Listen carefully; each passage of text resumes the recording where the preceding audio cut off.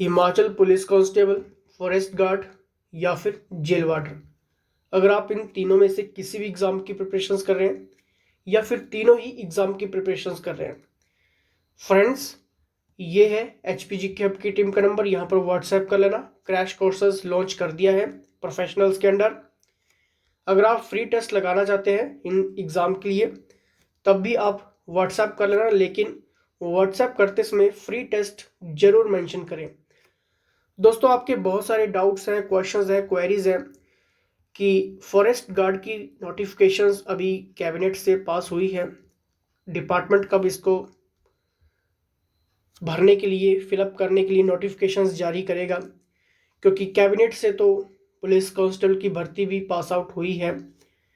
बाद में डीजी के पास भी इसका एप्लीकेशन गया, लेकिन अभी तक कोई भी नोटिफिकेशंस जारी नहीं हुई। अब आपके माइंड में ये क्वेश्चंस डेली घूमता होगा कि कब तक नोटिफिकेशंस आएंगी।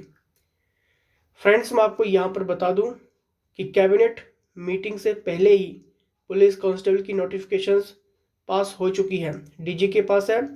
लेकिन यहाँ पर जो पुलिस कांस्टेबल की भर्ती जो अड़ी हुई है, यानी कि नोटिफिकेशन नहीं निकल रही है, उसका कारण ये है कि इंटरव्यू होगा या नहीं होगा। सरकार से जवाब मांगा गया है, सरकार ने अभी तक कोई भी जवाब वहाँ पर नहीं दिया है। अगर इसी तरह का रवैया वहाँ पर रहता है तो दोस्तों, डिपार्टमेंट पुराने शेड्यूल के तहत ही नोटिफिकेशन यहाँ पर जारी कर देगा। तो बेफिक्र रहिए, क्योंकि बहुत जल्दी आपको इन सभी एग्ज़ाम की नोटिफिकेशंस देखने को मिलने वाली है विद इन 1 मंथ। ठीक है, प्रिपरेशंस जारी रखो, प्रिपरेशंस में कमी नहीं होनी चाहिए। व्हाट्सएप कर लेना किसी भी हेल्प के लिए। कोर्सेज आप ज्वाइन कर सकते हैं, एक भी क्वेश्चंस नहीं छूटेगा, सब कुछ करवा दिया जाएगा। पहला क्वेश्चन आपकी स्क्रीन के सामने है। लेक्चर्स शुरू करने से पहले मैं आपको एक चीज़ यहाँ पर बता दूं कि ये जितने भी क्वेश्चंस हैं एक्सपर्ट्स के अंडर आपको दिए जाते हैं, प्रीवियस पेपर्स एनालाइज किए जाते हैं, टॉपिक्स और सब टॉपिक्स के साथ साथ टॉप 10 मैगजीन्स क्वेश्चंस भी हाईलाइटेड रहते हैं, और पुलिस एग्जाम से लेकर जेल वार्डर और फॉरेस्ट गार्ड के ये सारी चीज़ें हम आपको मेंशन यहाँ पर कर देते हैं। पहला क्वेश्चन आपकी स्क्रीन के सामने है। अकबर के शासनकाल के दौरान स्थायी बंदोबस्त प्रणाली पर किसने काम किया? दोस्तों, स्थायी बंदोबस्त बोलो या फिर देहसाला बंदोबस्त, क्वेश्चंस में कुछ भी आ सकता है। देहसाला बंदोबस्त, कॉपी पेंसिल साथ में लेकर बैठा करो, बहुत कुछ सीखते हैं आप। ठीक है, लाइक शेयर सब्सक्राइब जरूर करना है। फ्रेंड्स, अगर यहाँ पर अकबर के शासनकाल की बात हुई है तो इसका बिल्कुल सही आंसर होगा, क्योंकि स्थायी बंदोबस्त की भी बात हुई है, यानी कि देहसाला बंदोबस्त पर किसने काम किया? The right answer is option number C, यानी कि टोडरमल। अब यहाँ से क्वेश्चंस बहुत कुछ बनेगा आपके एग्जाम में। टोडरमल कौन था, इसका काम क्या था, मैं आपके माइंड में ये सारी चीज़ें फिटअप करूंगा, क्योंकि अगर क्वेश्चंस मॉडिफाइड भी हुआ, आउट ऑफ लैंग्वेज भी हुआ, तब भी आपके पास आंसर होगा। पहली बात तो ये कि अकबर के दीवान राजा टोडरमल ने 1580 में देहसाला बंदोबस्त, ठीक है, जिसको हम स्थायी बंदोबस्त भी प्रणाली भी कहते हैं, ठीक है, लागू किया। टोडरमल अकबर के नव रत्नों में से एक थे, आप सभी को क्लियर होगा। लेकिन यहाँ पर बात ये होती कि टोडरमल था कौन? फ्रेंड्स, टोडरमल एक उच्च कोटि का विद्वान था, वित्तीय प्रशासक और एक कुशल सैनिक और सेनापति के तौर पर जाना जाता था। कौन? टोडरमल। लेकिन इसका इतिहास यहीं तक नहीं है, यहाँ से भी उसने बहुत सारे काम किए, जैसे कि उसने किसानों के हित में कई कदम यहाँ पर उठाए, कई अहम फैसले उसने लिए किसानों के हित में। कृषि भूमि का मापन टोडरमल की देन है, ठीक है, यानी कि जो भी आज कृषि का भूमि का मापन होता है, मेजरमेंट होती है, ये सारी टोडरमल की देन है उस टाइम की, ठीक है। क्योंकि भूमि बंदोबस्त हो गया, देहसाला बंदोबस्त हो गया, उपजाऊ अनउपजाऊ, ठीक है, ये जितनी भी भूमि थी विभागों में बांटा गया, तो ये सारा का सारा काम टोडरमल का को ही दिया गया था, ठीक है। तो आई होप अगर टोडरमल से थोड़ा सा आउट ऑफ क्वेश्चंस भी होगा तब भी आपके पास आंसर होगा, ठीक है। लेक्चर्स की पीडीएफ कहाँ पे मिलेगी? डिस्क्रिप्शन बॉक्स में लिंक है टेलीग्राम का, ज्वाइन कर लेना, वहाँ पर आपको इसकी PDF में मिल जाएगी फ्री ऑफ कॉस्ट। चलिए नेक्स्ट यहां पर देखेंगे, भारतीय संविधान के निम्नलिखित में से किस अनुच्छेद में राष्ट्रपति शासन लागू करने का प्रावधान है? बहुत बार ये क्वेश्चंस रिपीट हुआ, क्वेश्चंस बनता भी है आपके एग्जाम में। फ्रेंड्स, अगर मैं यहां पर बात करूं आर्टिकल 352 की, 352 की, युद्ध हो गया, बाहरी आक्रमण हो गया, सशस्त्र विद्रोह हो गया, इन दैट केस में प्रेसिडेंट जो है वो आर्टिकल 352 का यूज करते हुए इमरजेंसी लगा सकता है। 356 की बात करूंगा, राज्यों में अगर संवैधानिक तंत्र फेल हो चुका है, प्रेसिडेंट 356 का यूज करेगा और वहां पर राष्ट्रपति शासन लगा देगा। 360 के में यहां पर बात करूंगा फाइनेंशियल इमरजेंसी, यानी कि वित्तीय संकट, इनकी देश में इतने हालात खराब हो जाए कि वित्तीय संकट आ जाए, फाइनेंशियल इमरजेंसी वहां पर लगानी पड़ सकती है प्रेसिडेंट को, तो यूज करेगा 360 प्रेसिडेंट जी। ठीक है। अब दोस्तों यहां पर मैं बात करूंगा कि इंडिया में अभी तक इमरजेंसी कब कब लगी, क्योंकि डायरेक्ट क्वेश्चंस होता है। ठीक है, फोकस करना लेक्चर्स के ऊपर, बहुत कुछ सीख रहे हैं अभी आप यहां से। सभी क्वेश्चंस हाईलाइटेड है, MCQs है, एक भी क्वेश्चन छूटना नहीं चाहिए। बाकी सभी क्वेश्चंस के लिए आप व्हाट्सएप कर सकते हैं। ठीक है फ्रेंड्स, भारत चीन का युद्ध कब हुआ था? 1962 में हुआ था, तब पहली इमरजेंसी लगी थी। 71 में भारत पाकिस्तान का युद्ध, तब इमरजेंसी लगी। 75 में इंटरनल डिस्टरबेंस, यानी कि आंतरिक अशांति, ठीक है, किसने लगाई थी 75 में? इंदिरा गांधी जी ने। ठीक है, इंटरनल डिस्टरबेंस यानी कि आंतरिक अशांति के लिए 75 में लगी थी। ठीक है, 62, 71 और 75 ये याद रख लेना, क्योंकि इंपॉर्टेंट है यहाँ पर। इस डेट को, इस ईयर्स में आपकी इमरजेंसीज लगी थी। क्लियर? चलिए नेक्स्ट यहाँ पर देखेंगे, तो इसका बिल्कुल सही आंसर होगा आर्टिकल 356। ठीक है, यानी कि राज्यों में संवैधानिक तंत्र के फेल होने पर कौन सा लगेगा? आपका 356, इनके राष्ट्रपति शासन।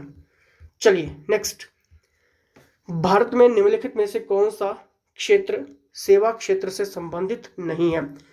दोस्तों एक और बात, पढ़िए वही जो आपके एग्जाम के लिए इंपॉर्टेंट है। एक्स्ट्रा फालतू बहुत कुछ आपको मिलेगा, उससे कोई फायदा नहीं होता है, टाइम वेस्ट होता है, पॉइंट से आपके मार्क्स रह जाते हैं। तो वही पढ़ना है जो इंपॉर्टेंट है, एनालाइज करना आना चाहिए आपको। इंपॉर्टेंट नहीं पता लग रहा है, व्हाट्सएप कर लो। चलिए क्वेश्चंस की तरफ चलेंगे। सेवा क्षेत्र से रिलेटेड नहीं है, तो पहले तो हम यहाँ पर बात करेंगे कि बीमा किस में आता है, परिवहन, transport, constructions, hotel and restaurant, ये सारी चीजें किस किस में, किस किस सेक्टर्स में यहाँ पर रखी गई हैं। दोस्तों जब भी हम प्राथमिक क्षेत्र की बात करते हैं, ठीक है, तो देखिए प्राथमिक क्षेत्र में आपके कृषि हो गया, एग्रीकल्चर, ठीक है, आपका मत्स्य पालन हो गया, ठीक है, यानी कि मछली पालन, फिशरीज, खनन, ठीक है, ये सारी चीजें आपकी प्राथमिक में हैं, प्राथमिक क्षेत्र में। द्वितीयक क्षेत्र में हम बात करेंगे, तो देखिए द्वितीयक क्षेत्र में आपका निर्माण हो गया, यानी कि कंस्ट्रक्शंस हो गया, ठीक है, आपका इलेक्ट्रिसिटी हो गया, विद्युत, ठीक है, आपका गैस हो गया, आपका विनिर्माण हो गया, ये सारी चीजें आपकी किस में है? द्वितीयक क्षेत्र में है। तृतीयक क्षेत्र में बात करेंगे, जिसको हम सर्विस सेक्टर्स भी कहते हैं, टर्शरी सेक्टर्स भी कहते हैं। इसमें देखिए सिंपल सा फंडा है, आपका ट्रांसपोर्ट हो गया, आपका टेलीकम्युनिकेशन संचार हो गया, ठीक है, आपका बैंकिंग हो गया, आपका बीमा हो गया, आपका बिजनेस हो गया, भंडारण, होटल एंड रेस्टोरेंट आपका किस में है? तृतीयक क्षेत्र में, यानी कि सर्विस सेक्टर में। ठीक है, the right answer is option number C यानी कि कंस्ट्रक्शन जो है वो आपका सेवा क्षेत्र में नहीं आता है। ठीक है, कंस्ट्रक्शन मैंने अभी आपको क्लियर करवा दिया है। निर्माण किस में आता है, ये द्वितीय क्षेत्र में आता है और बाकी सभी तृतीय क्षेत्र में है, यानी कि सर्विस सेक्टर्स का हिस्सा है। ठीक है, आई होप कंसेप्ट क्लियर हुआ आपका, हो चुका होगा।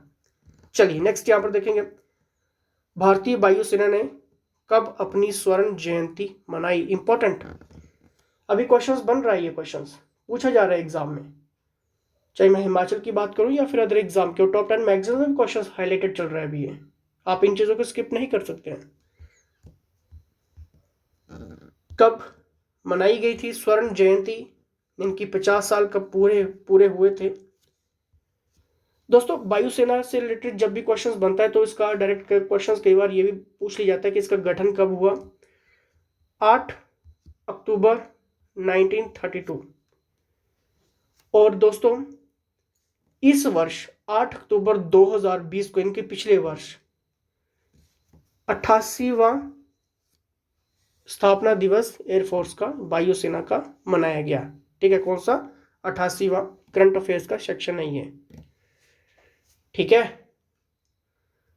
तो इसका बिल्कुल सही आंसर होगा 1982, यानी कि इस साल इसके पूरे 50 वर्ष हो गए थे और 50वां दिवस यानी कि स्वर्ण जयंती मनाई गई थी 1982 में। और अभी कौन सी मनाई गई है, क्लियर कर दिया है, 88वां। चलिए नेक्स्ट यहां पर देखते हैं, भारत का पहला परमाणु रिएक्टर कहां स्थापित किया गया है। दोस्तों सभी क्वेश्चंस इंपॉर्टेंट है, फोकस करिए इन क्वेश्चंस के ऊपर। फ्रेंड्स, तारापुर न्यूक्लियर रिएक्टर कहां पे है, ये महाराष्ट्र में, ऑप्शन नंबर बी। चलिए नेक्स्ट, शक संवत का अंतिम महीना कौन सा है। इंपॉर्टेंट, आप सभी के घरों में कैलेंडर होगा, वहां पर एक जरूर ये पढ़ लेना, क्योंकि आजकल क्वेश्चन इस तरह का बन रहा है कि फाल्गुन, चैत्र, आषाढ़, पोष, कौन कौन से महीनों के नाम है ये हिंदू कैलेंडर के अकॉर्डिंग। बताइए इसका सही answer. The right answer is option number A, यानी कि फाल्गुन। निम्नलिखित में से किस रक्त कोश को शरीर का सिपाही यानी कि सोल्जर कहा जाता है। क्या वो WBCs हैं, RBCs हैं, प्लेटलेट्स हैं, या फिर all of the above.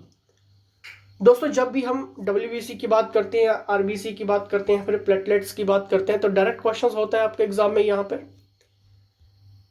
The right answer is option number A, यानी कि WBCs। पहली बात तो ये कि RBCs क्या होते हैं। फ्रेंड्स, ये कहाँ पे फॉर्म्ड होते हैं, बोन मैरो में। पहली बात तो ये, इनका लाइफ टाइम कितना होता है, 20 से 120 दिन। और इनकी डेथ कहाँ पे होती है, लीवर में। किसकी बात कर रहा हूँ मैं यहाँ पर, RBCs की पॉइंट है, फैक्ट है, नोट डाउन कर लेना। अगर मैं यहीं पर बात करूँ WBCs की, ये भी आपको क्लियर होना चाहिए। फ्रेंड्स एक और बात, WBC में जाने से पहले मैं आपको RBCs का एक और पॉइंट क्लियर कर देता हूँ, क्योंकि अभी एग्जाम में क्वेश्चंस बना ही है। फ्रेंड्स, RBC शरीर की सभी कोशिकाओं में ऑक्सीजन पहुंचाने और वहां से कार्बन डाइऑक्साइड निकालने का काम करता है। कौन, RBC। शरीर की सभी कोशिकाओं में ऑक्सीजन पहुंचाने और वहां से कार्बन डाइऑक्साइड निकालने का काम कौन करता है, RBCs करता है। इंपॉर्टेंट, और अभी आपके एग्जाम में क्वेश्चंस बना है। चलिए WBCs की बात करूंगा मैं यहां पर। फ्रेंड्स, इसका जो निर्माण है, बोन मैरो, अस्थि मज्जा, लिम्फ नोड यानी कि कभी कभी ये लिवर और प्लीहा जिसको हम स्प्लिन कहते हैं में होता है। ठीक है, इसका जो लाइफ है वो 1 से 4 दिन का है। WBC का जो मेन काम है, शरीर की रोगों के संक्रमण से रक्षा करनी है, यानी कि WBC, white blood cell. Clear, तो इंपॉर्टेंट था ये सारे क्वेश्चंस। ठीक है, चलिए नेक्स्ट, अभी क्वेश्चंस बहुत ज़्यादा है, इंपॉर्टेंट क्वेश्चंस है ये। नेक्स्ट देखेंगे, वह खाद्य पदार्थ जो कैल्शियम पोषण का अच्छा स्रोत नहीं है। Good source, not a good source of calcium nutrition. Options, क्या वो रागी, मिल्क, राइस या फिर एग? राइट आंसर चावल। दोस्तों, चावल एक ऐसा खाद्य पदार्थ है जो कैल्शियम पोषण का अच्छा स्रोत नहीं है, बल्कि बाकी सारे हैं। ठीक है, रागी भी है, मिल्क भी है और एग भी है। ठीक है, अब देखिए क्वेश्चंस यहाँ से डेली साइंस के क्वेश्चंस बन रहे हैं। बहुत सारे क्वेश्चंस होते हैं आपके कि डेली साइंस कहाँ से रीड करें। दोस्तों, डेली साइंस आपको सिर्फ हाईलाइटेड की पॉइंट्स वाले ही रीड करने होते हैं जो एक्चुअल फैक्ट में है। इसके लिए आप व्हाट्सएप कर सकते हैं पूरे साइंस सेक्शंस के लिए। ठीक है, एक भी क्वेश्चंस नहीं छूटेगा। रेशम के कीड़ों के पालन को क्या कहा जाता है? इंपॉर्टेंट, बताइए। क्या वो एपीकल्चर है, बागबानी है, सेरिकल्चर है या फिर फूलों की खेती? रेशम के कीड़ों के पालन को क्या कहा जाता है? Right answer option number C इनकी सेरिकल्चर। रेशम के कीड़ों के पालन को सेरिकल्चर कहा जाता है। और ये अभी आपके एग्जाम में क्वेश्चंस बनाए। भारी जल का रासायनिक सूत्र क्या है? Heavy water is, chemical formula यहां पर पूछा गया है, आपके एग्जाम में क्वेश्चंस बना है। The right answer is option number D, option number B. ठीक है, यहां पर हैवी वाटर केमिकल फॉर्मूला की बात हुई थी। चलिए नेक्स्ट यहां पर देखते हैं। निम्नलिखित में से किस प्रक्रिया में ऊर्जा जारी की जाती है? Important, following process is energy released. Questions highlighted है, ये छूटना नहीं चाहिए। The right answer is option number A यानी कि रेस्पिरेशन, श्वसन। क्वेश्चंस की तरफ मैं यहां पर थोड़ा सा क्लियर करूंगा।